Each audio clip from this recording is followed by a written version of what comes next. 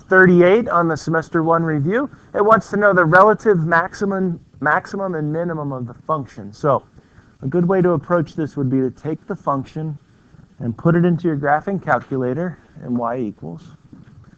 So go ahead and take a moment now to put in the function 4x cubed plus x squared minus 3x. So once you have it in there, go ahead and hit zoom 6, and it shows up pretty well on a standard window. They want to know the relative max and the relative min. The relative maximum is the point on this polynomial where it reaches a high point compared to some of the points around it. So right here would be a relative max. It's not called the absolute maximum because eventually that function does hit y values higher than that, right? Higher than the peak of that little mountain right there. It's called a relative max because you're just comparing it to the points around it. And then this point would be the opposite, a relative minimum.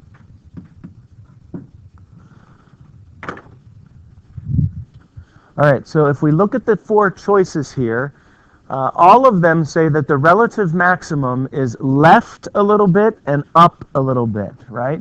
Left 0.42, up 0.79. Left 0.59, up 0.79. Left and up. So it's hard to eliminate any of these choices.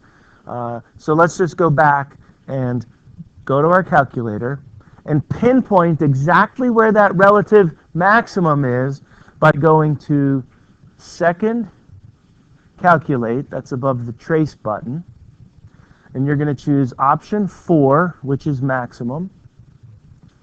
Now you want to create boundaries on the left and right of where you think that maximum is. So I'm going to arrow left until I'm to the left of that maximum point and hit enter. Then I'm going to go to the right, but not too far, just a little bit beyond where the peak is, hit enter. And it's going to look in between those 2 vertical lines to find the relative maximum after I hit enter. So the maximum looks like it's at negative 0.59, comma 1.3.